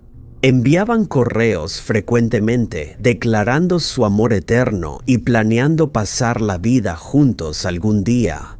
También hablaron sobre James en los correos electrónicos, diciendo que no había nada que él pudiera hacer para mantenerlos separados. También se descubriría que, después de la súplica emocional de Jennifer para encontrar la camioneta, ella le avisó a López que quitara una calcomanía de su camioneta y le advirtió que los investigadores buscaban ese adhesivo en la ventana trasera. López la retiró al día siguiente. Al revisar la correspondencia entre ambos, se descubrió que Jennifer había creado una cuenta de correo electrónico falsa en la que fingía ser James, a quien falsamente acusó de haber sido físicamente abusivo con ella. En los correos, Jennifer fingía ser James y provocaba a López enviándole fotos de sus moretones y diciéndole que no podía hacer nada. Más tarde se descubrió que ella sufrió esos moretones en 2012 durante un accidente automovilístico en Arizona. Luego creó otra cuenta de correo electrónico falsa y fingió ser una amiga cercana suya quien confirmaba las afirmaciones que ella estaba haciendo. López respondió que intentó ayudar varias veces a Jennifer, incluso ofreciéndose a sacarla de la casa para protegerla. Pero agregó que ella siempre rechazaba la oferta. También insinuó la idea de que podría acabar con la vida de James. Y Jennifer respondió como su amiga, diciendo que podría ser una buena idea seguir adelante con ese plan, y que incluso estaría dispuesta a proporcionarle una coartada. En el transcurso de un mes, Jennifer y López se habían comunicado entre sí hasta 14.300 veces apenas un mes después de que se llevara a cabo el ataque. Jennifer inició el proceso para reclamar $629,000 en beneficios por fallecimiento de Metropolitan Life Insurance a través de una póliza que James tenía con su empleador. Mientras esto sucedía, ella y López discutían qué harían con el dinero una vez que la póliza se pagara. Sugirió que se mudaran a Tennessee y consideraran comprar una casa juntos. Pero en enero de 2002, los investigadores le pidieron a Jennifer que acudiera para ser interrogada. Y rápidamente contactó a López, diciendo que necesitaban inventar una coartada creíble. Acordaron decir que López era solo un viejo amigo en proceso de divorcio y que Jennifer lo apoyaba emocionalmente por mensajes. A lo que López respondió: buena idea, lo estás haciendo bien. Durante la investigación, también se descubrió que Jennifer le había proporcionado a López 2 tarjetas de crédito, no solo después del ataque, sino también antes de que se llevara a cabo. Luego pagó los saldos, un total de $58,000 en estas tarjetas, usando fondos de una página de GoFundMe que había sido creada por uno de sus colegas, llamada de apoyo para Jennifer Faith, quien solicitaba ayuda financiera tras la muerte de James. Después, se supo que usó las tarjetas de crédito para comprar una televisión de pantalla grande, boletos de avión para López y sus hijas, así como cualquier otro gasto que él hubiera tenido. Con todas estas pruebas, López fue arrestado en su casa en Tennessee cuando registraron su domicilio. Los investigadores encontraron el arma de fuego que se había utilizado para acabar con la vida de James y se observó que aún tenía material biológico del ataque. Tras el arresto de López, Jennifer alegó que transfirió $118,000 a una cuenta de un tercero y envió un mensaje a López en el que decía, cita, he sido cautelosa porque monitorean todas las comunicaciones. Pidió que se le transmitiera un mensaje. Por favor, díganle lo antes posible que siempre seré suya. Él respondió a sus mensajes, diciéndole a Jennifer que se mantuviera fuerte y que siempre sería su caballero. López luego admitiría que fue él quien le quitó la vida a James. Lo hice porque sentí que él era abusivo con Jennifer. Un hecho que luego se confirmó como invención, ya que James nunca lo tocó. Él relató el ataque diciendo que el 20 de mayo salió de su casa en Tennessee y condujo hasta la residencia de Faith, donde se sentó en su camioneta esperando a que la pareja apareciera. Cuando salieron con su perro, vio la oportunidad y disparó a James, acabando con su vida antes de huir en su camioneta. En febrero de 2021, Jennifer finalmente fue arrestada. Ella admitió haber manipulado a López, pues sabía que él había sufrido una lesión en la cabeza como soldado en Irak. Ella admitió usar comercio interestatal para encargar un asesinato. López ha negado su participación en el ataque y se declaró no culpable de asesinato y cargos por posesión de arma de fuego. Esto no le sirvió y fue declarado culpable de ambos cargos. Esto resultó en que López fuera sentenciado a 62 años tras las rejas, y es poco probable que vuelva a ver el exterior de la prisión. En la audiencia de sentencia de Jennifer, el juez la describió como pura maldad, refiriéndose al hecho de que ella suplicó ayuda al público. Aunque ella fue quien orquestó la muerte de su esposo, finalmente fue sentenciada a cadena perpetua. La última vez que vieron con vida a Jennifer Larson fue al salir de la casa de su amiga en Aurora, Colorado, la mañana del 10 de agosto de 1995. Pasarían 2 meses antes de que encontraran su cuerpo y 20 años después, el caso sigue siendo un misterio sin resolver. Jennifer tenía 21 años en 1995. Ella era estudiante en el Colegio Estatal Metropolitano y tenía un trabajo de verano en la fábrica de Chrysler, donde también trabajaba su padre. La consideraban confiable y cuando no fue a trabajar el 13 de agosto, su padre se preocupó. En el departamento de Jennifer, su padre no halló pistas que explicaran su extraña desaparición. Todas sus pertenencias seguían ahí, pero parecía que sus gatos no habían sido atendidos en un tiempo. Su Toyota rojo también faltaba. La policía determinó que Jennifer fue vista por última vez en casa de su mejor amiga, quien organizó una fiesta con varios asistentes. Uno de ellos era un hombre descrito como el acompañante masculino de la amiga de Jennifer. Según la amiga y el propio acompañante, Jennifer se fue de la fiesta a las 4 de la mañana. Sin embargo, una de las vecinas recordó haber sido despertada a las 6 de la mañana por los ladridos de sus perros. Cuando fue a ver qué pasaba, vio a Jennifer caminando hacia su auto y entrando en él. El caso se volvió aún más inexplicable cuando hallaron el auto de Jennifer el 20 de agosto, localizado por una amiga suya. El auto llevaba cerca de una semana estacionado en el lote de un complejo de apartamentos a una milla de la casa de Jennifer. Los investigadores hallaron pistas extrañas: el auto sin seguro, llaves en el piso, asiento del conductor totalmente atrás y los calcetines y zapatos de Jennifer dentro del auto. El descubrimiento solo hizo que la familia de Jennifer estuviera más segura de que algo malo había pasado. Esto se confirmó 6 semanas después, cuando el cuerpo de Jennifer fue descubierto en una granja de girasoles en Estrasburgo. Los restos ya eran esqueléticos cuando un agricultor los descubrió en el borde de su propiedad y se usaron registros dentales para la identificación. El caso de Jennifer se enfrió pronto. Había pocas pistas sobre quién podría estar detrás de este inquietante caso sin resolver. Algunos han sugerido que el crimen sin resolver podría estar relacionado con otros delitos similares en la zona. Otros han señalado a amigos de amigos como responsables. Alguien sabe lo que le pasó a Jennifer, pero hasta que esa persona se presente, el caso seguirá sin resolverse.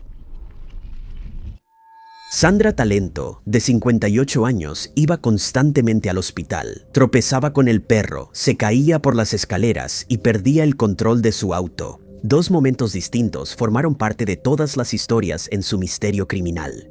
En una infinidad de casos similares, los amigos de Sandra e incluso personas que apenas la conocían iban al hospital bajo circunstancias extrañas, buscando cada vez tratamientos médicos costosos. Ellos cobraban indemnizaciones de varias pólizas de seguros de casa y auto. Con cada pago de seguro, los agentes especiales sumaban nuevos casos a su lista creciente de archivos sin resolver del FBI. Sospechaban que Sandra estaba recibiendo reembolsos ilegales, tanto por atención médica innecesaria como por reclamaciones de daños a la propiedad. Una investigación criminal encontró pruebas de que 19 compañías de seguros fueron defraudadas por más de 56 millones. Ella y su esposo vivían principalmente de su estilo de vida basado en el crimen real. La pareja tenía varios autos lujosos y un yate de lujo. El misterio del crimen organizado se resolvió cuando agentes del FBI examinaron los casos más de cerca. Los investigadores hallaron que Sandra a veces fingía ser la víctima y otras reclutaba a personas, incluso con problemas médicos no tratados, para ese papel. Los participantes a menudo se hacían cosas a sí mismos para dejarse marcas intencionalmente antes de ir al hospital, para que sus historias parecieran más auténticas. Sandra era como una consultora de fraudes y conocía todos los trucos criminales, por ejemplo, para obtener pagos más altos por incidentes automovilísticos. Ella sabía que el auto estaría lleno de varios pasajeros. Empezó a reclutar a otros para que los hospitales no se volvieran demasiado sospechosos. El esquema multimillonario de Sandra fue tan exitoso que, en un solo periodo de 20 días en 2013, depositó más de $86,000 en ganancias fraudulentas en su cuenta bancaria personal. En 6 meses, al año siguiente, obtuvo más de $270,000. Gracias al arduo trabajo de los agentes del FBI, Sandra fue finalmente detenida y acusada de 19 cargos de fraude, además de varios otros delitos. Su historia criminal llegó a su fin en 2019, cuando fue sentenciada a cumplir 70 meses en una prisión federal. Andelka Morariu, de 62 años, residía en Gateway Plaza, San Petersburgo, Florida. El 2 de marzo de 2020 no fue a trabajar y luego fue reportada como desaparecida. Aunque ella y su exesposo Jorge se habían divorciado en 2018, a veces seguían viviendo en la misma residencia. Después de que su desaparición generó preguntas, Jorge le dijo a los investigadores criminales que Andelka salió de su casa el 28 de febrero y nunca regresó. Él también afirmó estar preocupado por el paradero desconocido de ella, lo cual dijo que era un completo misterio. Sin embargo, la evidencia de las grabaciones de vigilancia, según lo descrito en los informes policiales, no coincide con esta versión, aunque las grabaciones no se han hecho públicas. Supuestamente, el video muestra a Andelka captada por la cámara entrando a su casa el 28 de febrero de 2020, pero no la muestra saliendo nunca. Horas después, aproximadamente a la 1 de la madrugada, La policía informa que Jorge trasladaba un objeto grande de su casa a la cajuela de su auto. Aunque no se ha comprobado ningún delito, una de las teorías en la comunidad de crímenes reales es que el cuerpo desaparecido de Andelka fue envuelto en una manta o lona esa noche. Más tarde, los investigadores registraron la casa de la pareja y sus 2 autos y encontraron evidencia biológica no especificada relacionada con el caso de Andelka. Si las fuerzas del orden saben qué le ocurrió a Andelka por juego sucio u otra causa, mantienen muchos detalles en reserva. El 3 de abril de 2020, Jorge fue arrestado y acusado de quitarle la vida a Andelka. Hasta noviembre de 2022, él seguía en la cárcel del condado de Pinellas, donde espera su juicio. La inquietante evidencia de los posibles últimos momentos de Andelka, grabados por el circuito cerrado de televisión doméstico, probablemente será clave para resolver su caso. De una u otra manera. Jack Murion, de 61 años de Melbourne, Florida, había registrado más de 2.200 horas de vuelo y tenía varias certificaciones de la Administración Federal de Aviación cuando no estaba volando. Jack era encargado de mantenimiento y los fines de semana era diácono en la iglesia bautista Lockmar. Tanto la religión como la familia eran importantes para él. Jack, uno de 6 hermanos que crecieron en Knoxville, Tennessee, solía visitarlos seguido, pero en mayo de 1991 las llamadas se detuvieron. El 8 de mayo de 1991, Jack abordó su avión monomotor en la pista del aeropuerto regional de Melbourne. Como se dijo antes, Jack tenía miles de horas de vuelo y según el control de tráfico aéreo, no había preocupaciones de seguridad. Jack no presentó un plan de vuelo, diciéndoles que solo planeaba estar en el aire durante 30 minutos. El avión de Jack despegó hacia el cielo y nunca se le volvió a ver. Se reportó su desaparición al no comunicarse con el control de tráfico aéreo, ni aterrizar en el aeropuerto regional de Melbourne. La esposa de Jack también estaba preocupada y sería quien informaría a la oficina del sheriff del condado de Brevard. Se inició una investigación a gran escala y otros pilotos recorrieron más de 10.000 millas cuadradas en busca de Jack. Había esperanza para los rescatistas en esta tragedia. Jack solo había planeado estar en el aire durante 30 minutos, pero el avión tenía suficiente combustible para llevarlo alrededor de 700 millas. Se esperaba que Jack hubiera ido a algún lugar y lo encontraran pronto. Otra teoría es que el avión tuvo una falla, haciendo que se precipitara hacia el suelo o el océano. A pesar de una búsqueda a gran escala, nunca se ha encontrado ningún rastro de Jack. Si estuviera vivo hoy, tendría 93 años. Jack Murion es un hombre blanco, de cabello canoso, ojos cafés, mide 1.83 metros y pesa 84 kilogramos. Tiene cicatrices en la mejilla y ceja derechas, codo y muñeca izquierdos. Se solicita a quien tenga información que contacte al agente Marlon Boggs de la oficina del sheriff del condado de Brevard al 321-6 33-8-419, refiriendo el caso 9.140.950. Violeta Ellen Watsulik, de 83 años, fue vista por última vez en junio del año 2000 en su casa ubicada en la cuadra 300 de la avenida Sewanee en Sarasota, Florida. Violeta era reconocida por su dulzura y amabilidad, deseando disfrutar sus años dorados viajando y relajándose. Ella vivía en la avenida Sewanee con su hijo, Carlos, y sus otros hijos vivían fuera del estado. A inicios de 2000, Violeta visitó a sus amigos en Nápoles, Florida, antes de irse de crucero por la costa de Estados Unidos. Carlos contó a los investigadores que Violeta volvió de su crucero el 10 de junio de 2000, siendo una de las últimas veces que la vio. Al regresar a casa, Violeta le dijo a Carlos que tenía planeado otro crucero, esta vez de Florida a Nueva Inglaterra. Apenas llegó, aparentemente empezó a empacar para su próximo viaje y parecía increíblemente entusiasmada. Su entusiasmo se debía a que iba a viajar con un hombre llamado David Richardson. Supuestamente era el dueño del barco en el que Violeta iba a viajar, pero Carlos no reconocía el nombre. Días después, Carlos dice que su madre se fue de viaje otra vez y que esa fue la última vez que la vio o supo de ella. La hija de Violeta, que vive en otro estado, se preocupó cuando no pudo contactar a su madre. Llamó varias veces a Carlos, quien solo le dijo que su madre estaba en un crucero y pronto volvería. En julio, creció la preocupación por la seguridad de Violeta y fue reportada como desaparecida a la oficina del sheriff del condado de Manatee. Se realizó una búsqueda, pero nunca se ha encontrado ningún rastro de Violeta. Los investigadores hallaron que tras el 10 de junio de 2000, Violeta no tuvo movimientos en tarjetas de crédito ni cuenta bancaria. Carlos Watzulik fue sospechoso de la desaparición de su madre y se le pidió hacerse una prueba de detector de mentiras. Carlos no se presentó a esta prueba y desde entonces no ha cooperado. Carlos ya no tiene permitido vivir en la casa de su madre.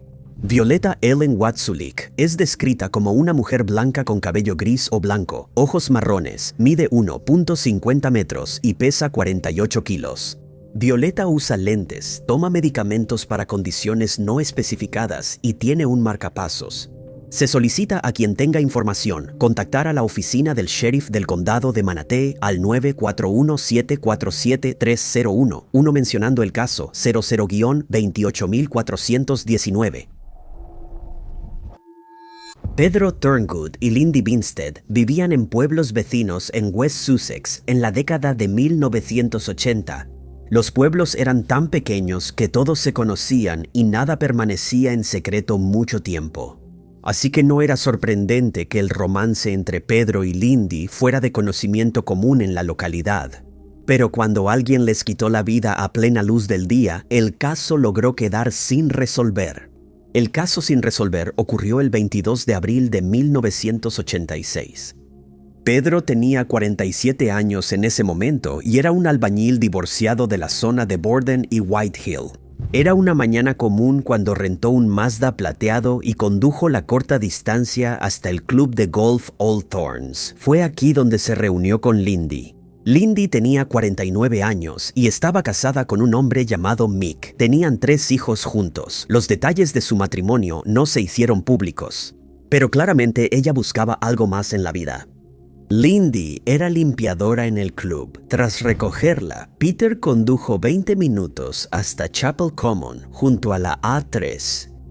Era un lugar apartado que se volvió popular entre parejas. Unas horas después, un vendedor que conducía por la A3 se detuvo en Chapel Common buscando un lugar para parar. Lo que encontró fue un misterio inquietante y sin explicación. Lindy Binstead estaba tirada en el suelo a pocos metros del auto. Peter seguía en el auto, desplomado sobre el asiento del conductor. Lindy había recibido un disparo en la cabeza y Peter había sido herido en la cabeza y el pecho. La investigación policial sobre este misterio sin resolver comenzó enfocándose en las personas más cercanas a la pareja. Los hijos y la exesposa de Peter fueron entrevistados, pero todos estaban sorprendidos de que algo así pudiera haber sucedido. Mick Binstead también fue interrogado debido al romance. Él era la persona con el motivo más obvio en este extraño caso, pero Mick tenía una coartada verificable y cooperó con la policía. El caso se convirtió en un caso sin resolver y ha permanecido así durante más de 30 años. Cada pocos años, los equipos de casos sin resolver lo revisan nuevamente. Se ha investigado a varios sospechosos, pero no hay ninguna evidencia que vincule a los sospechosos con el crimen sin resolver. La pista más reciente llegó en 2018, cuando un expatriado que vivía en Estados Unidos afirmó tener información. La persona dijo que había vivido en la zona en la época del crimen y el 22 de abril recogió a un cazador furtivo de ciervos cerca de donde encontraron a Peter y Lindy. El expatriado dijo que llevó al cazador furtivo a un lugar donde se deshizo del arma. La policía del Reino Unido interrogó al hombre, pero no halló pruebas que respaldaran la historia. El cazador furtivo, cuyo nombre no se reveló, murió en 2019. Resolver este caso sin resolver se volvió aún más difícil cuando la policía descubrió que habían desaparecido pruebas, balas y la falda de Lindy, lo que hizo imposible realizar más pruebas de ácido desoxirribonucleico. Las familias ahora esperan que alguien se presente con la información necesaria para resolver este caso, y cualquier persona que tenga información debe comunicarse con la policía de Sussex. El 9 de septiembre de 2021, un hombre con una sudadera gris con capucha y una mascarilla quirúrgica azul entró en la cooperativa de crédito Aura en West Springfield, Massachusetts, con un sobre naranja. El cajero del banco obedeció una nota que exigía dinero, momento en el cual el criminal se dio la vuelta y salió del banco con el dinero robado. Pero su historia no termina ahí. 11 días después, el ladrón de bancos atacó la cooperativa de crédito American Eagle en Enfield, Connecticut, a unas 10 millas al oeste. 2 días después, apareció en el banco People's United en Vermont y luego en el banco Webster en Connecticut. En un periodo de 6 meses, el hombre cometió al menos 11 robos en 4 estados. Todos los robos ocurrieron en bancos. A lo largo de la Interestatal 91, una autopista de 290 millas que va de New Haven, Connecticut, hasta Derby Line, Vermont. Fue esta autopista la que le dio su nombre al ladrón de bancos, el bandido de la Ruta 91. En enero de 2022, agentes del FBI publicaron imágenes de vigilancia de un robo bancario que ocurrió el 5 de noviembre de 2021 en Athol, Massachusetts. Las imágenes muestran al sospechoso entrando al banco a las 3:18 p.m. y acorralando a 3 empleados del banco en una sala trasera donde le entregan un fajo de billetes. Desde que el FBI publicó su imagen y video, ha robado al menos 2 bancos más el 26 de mayo y el 3 de junio de 2022. Según los investigadores de delitos, el hombre misterioso buscado por el FBI es considerado armado y peligroso. Joseph Bonavalonta, agente especial de la División Boston del FBI, dijo a reporteros que deben frenar la ola de crímenes de este hombre antes de que alguien resulte herido. A pesar de la solicitud del FBI de pistas para resolver este caso sin resolver y el anuncio de una recompensa de $10,000, el bandido de la Ruta 91 sigue sin ser identificado. El individuo notorio es un hombre blanco de complexión media y mide entre 1.68 y 1.73 metros. El FBI solicita más información en su línea de denuncias al 1-857-386-2000 o en fbi.gov. A las 3 de la mañana del 7 de agosto de 1994, pequeñas gotas de una sustancia gelatinosa cubrieron el pequeño pueblo de Oakville, Washington. La misteriosa sustancia enfermó a varios habitantes del pueblo mientras cubría los cultivos locales y causaba un desastre increíble que no puede ser explicado. Años después, un policía reportó que la sustancia viscosa manchó su parabrisas. Otros también lo notaron, y pronto las noticias en el periódico llamaron al evento lluvia de masa viscosa.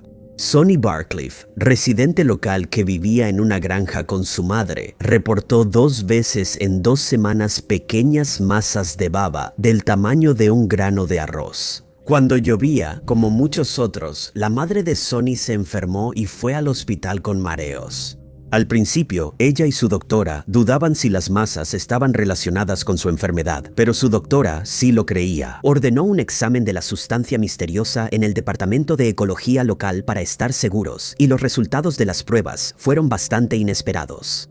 Fuera lo que fueran estos grumos, de alguna manera contenían glóbulos blancos humanos. La primera teoría planteada por los investigadores fue que los grumos podrían haber sido desechos arrojados por un avión comercial que volaba por delante. Si fuera así, esto podría convertirse en un caso criminal.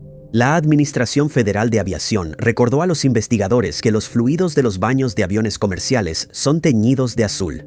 Al no haber ese tinte en el material, esa sustancia repugnante no venía de un avión. El microbiólogo del Departamento de Salud, Mike McDowell, encontró 2 organismos bacterianos diferentes en la sustancia viscosa que no se parecían a nada encontrado en la naturaleza.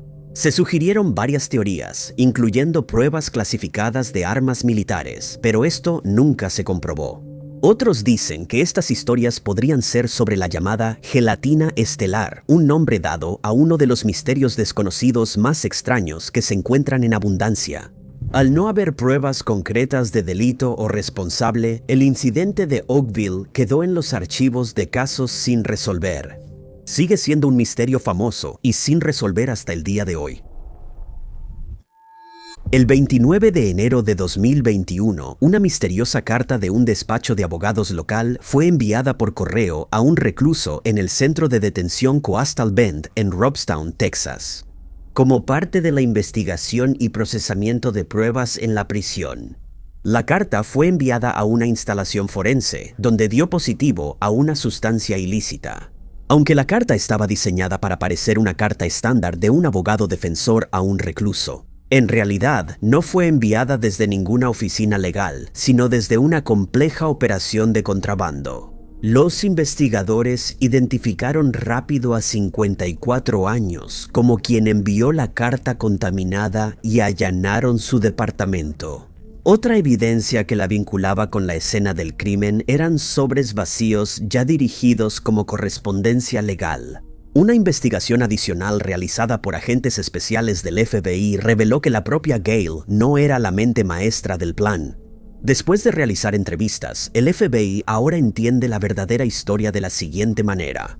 El crimen fue planeado por el recluso que recibió la carta, cuyo nombre nunca se supo. Desde su celda, reclutó a Gale para organizar una gran red criminal. Gale confesó a los agentes que ya había intentado traficar sustancias por el sistema de correspondencia de la cárcel al menos una vez antes. El 15 de noviembre de 2022 fue sentenciada a 24 meses de prisión por su participación en esta extraña pero real historia criminal. Durante 3 años, una ama de casa de Virginia Beach llamada Lori Ann Tallents operó un imperio digital de 31 millones, aprovechando una debilidad corporativa bastante creativa.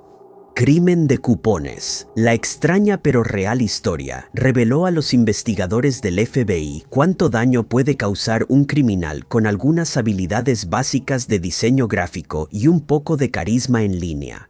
Entre abril de 2011 y mayo de 2020, Lori anunciaba sus servicios como experta en cupones. Sus publicaciones en redes sociales mostraban cupones con ahorros increíblemente buenos que estaba dispuesta a enviar por una tarifa. Estos cupones eran aceptados por los escáneres de las tiendas en todo el país y parecían reales durante años. Nadie tenía idea de que los vales eran completamente falsificados en su computadora de casa, a diferencia de la mayoría de los casos de crímenes reales. El misterio se aclaró cuando un cliente de Lori sospechó y llevó uno de los falsos al Centro de Información de Cupones, una organización sin fines de lucro. La agencia contactó al Servicio de Inspección Postal de Estados Unidos y el FBI tomó la investigación. Los agentes del FBI se referían a sus cupones falsificados como Frankensteins, porque eran un collage de imágenes, textos y códigos de barras combinados de ofertas existentes. En una redada del FBI en su casa, agentes especiales de la ley encontraron más de 13,000 diseños falsificados separados y distintos. Como Lori Tallents había aceptado pagos por PayPal y Bitcoin, se le agregaron 2 cargos federales adicionales de fraude postal y fraude electrónico a su ya grave caso criminal. Exactamente cuánto dinero se embolsó Lori antes de ser atrapada sigue siendo un misterio para el público, aunque muchos fabricantes perdieron 31 millones. El 14 de septiembre de 2021 fue sentenciada a 12 años de prisión por dirigir una de las redes de crimen organizado más inesperadas que jamás haya desmantelado el FBI. Muchas gracias por vernos. Si les gustó este video, asegúrense de darle like. No olviden suscribirse y activar la campanita para no perderse nuestros videos. Soy Top 5 Unknowns y nos vemos en el próximo video.